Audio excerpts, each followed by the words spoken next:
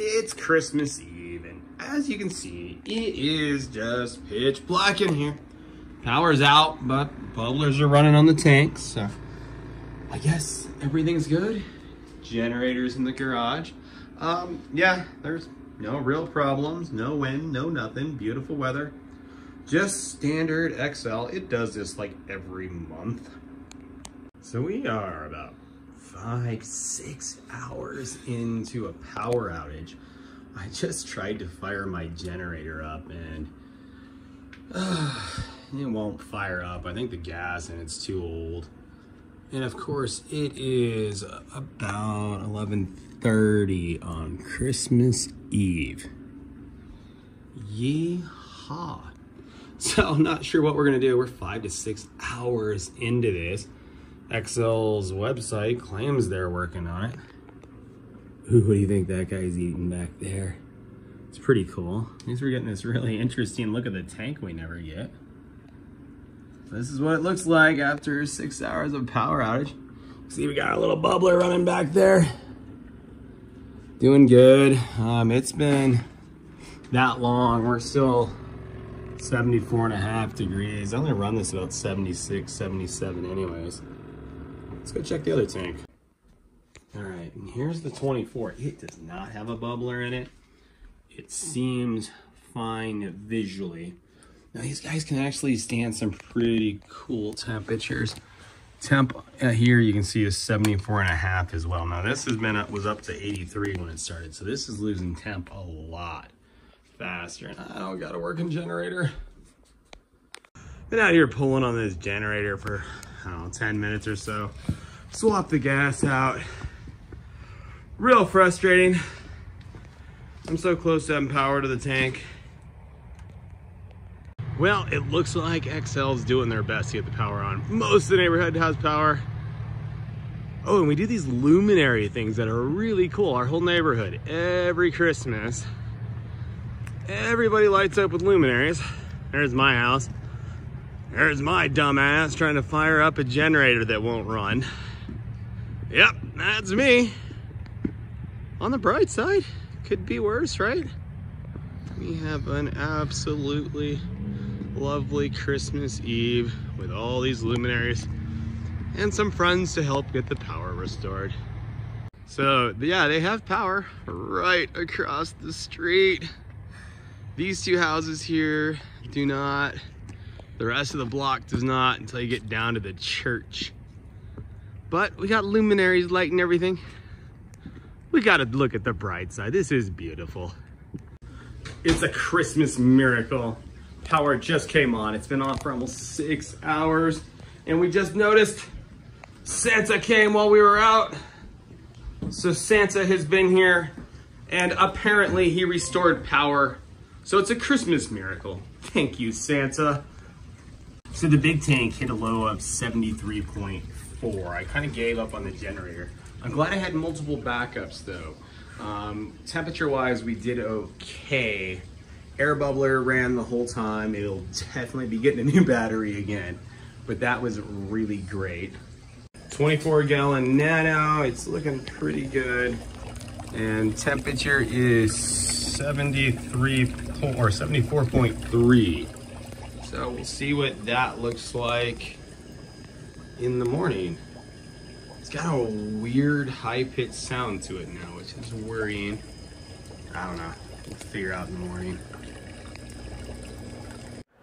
Well, that's not exactly how I plan to spend Christmas Eve. Welcome to Mile High Reefers. I'm Scott Anderson.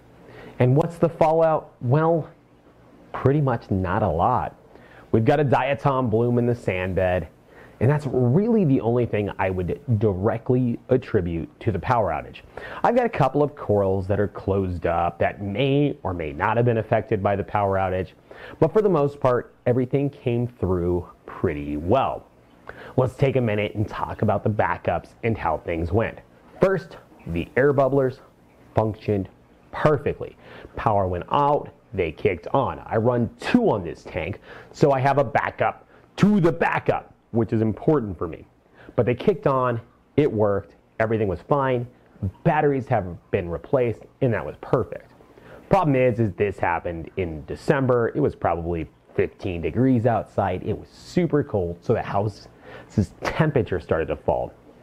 The goal was to fire up the generator. Well, I didn't service my generator. That is on me. That's my fault. So the generator's carburetor needs to be pulled, gone through, and the generator needs to be put back into working order. So as soon as I get a nice warm day when I can work on it, I will get that fixed. But finding out on Christmas Eve at 11 o'clock at night that my generator wasn't going to work, when there's no light to even think about fixing it, it's freezing out, that was an eye-opener and awakening. I did get lucky, power came on, and I didn't have any real problems.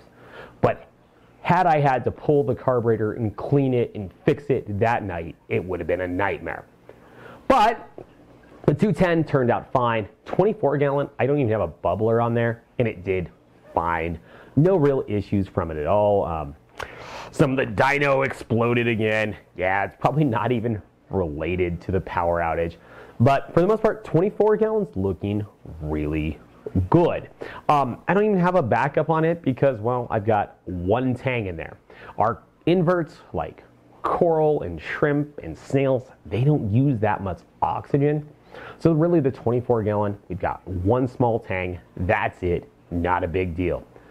The 210 on the other hand, with all the big fish in here, I really needed air in this tank, and it went perfectly.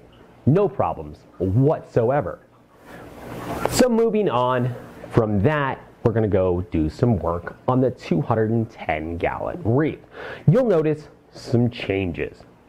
My big candy cane fell off onto my fox coral the other day, and now it looks like crap. When I tried to glue it back on, it crumbled in my hand, so about half the colony is downstairs in the frag tank. So if you notice, the autofocus is moving in and out and just probably off. That's because we're back on the old Panasonic G85. And the reason is it's time to pick winners and losers in this tank. And I'd rather film on a camera that's worth several $100s than one that's worth thousands of dollars. So today we're going to go through, we're going to pick winners and losers. We're going to fix some problems. We're going to cut some coral. We're going to move some coral.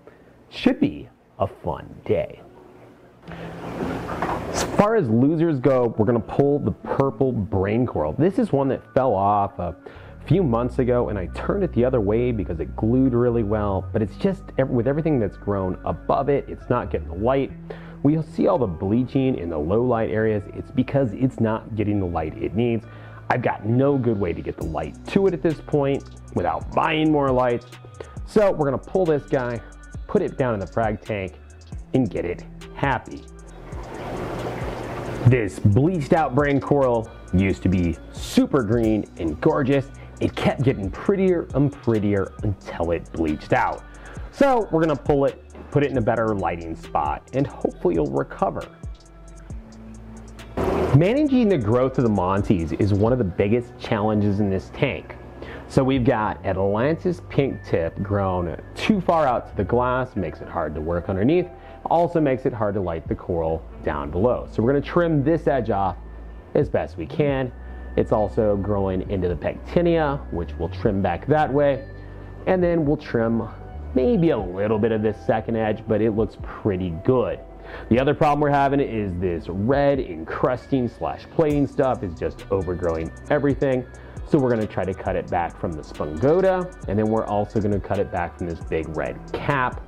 This big red cap is actually growing too far out this way, making it hard to light the stuff down here in this section. It's also crowding out the big gorgonian, so we're going to trim that back. We'll trim the red encrusting stuff back, so hopefully the cap can move towards the back of the tank and less towards the front. It's going to grow to the front no matter what I do, but I would rather encourage growth backwards.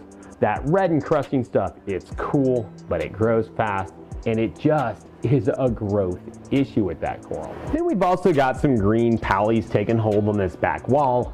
I don't want them there. I want this to turn into a zoa garden, and it's doing a great job of it. So we're gonna get a razor blade. We'll cut those off. The big toadstool next to it's getting ready to shed. That may or may not be related to the power outage. It was shedding before, but the power outage may have stressed it more. But it's been putting out little tentacles lately, so I think it's just about done with its shedding event.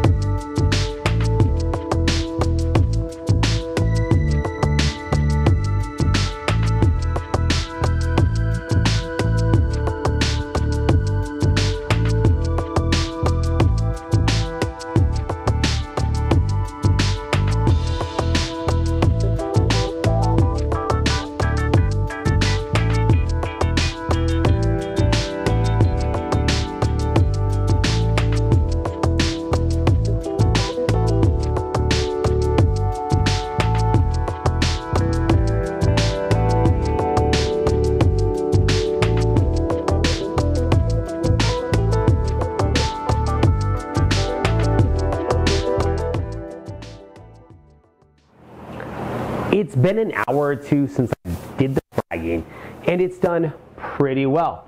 So this space here looks kind of ugly, but it's a big space that I can put coral in. Hopefully this little piece I fragged will be less bleachy. We'll see. As far as all of this goes, I've made big gains. Cutting this back is great because now I've got light getting to everything down below. I've made room for more Monty up here. This back section, we got room to grow.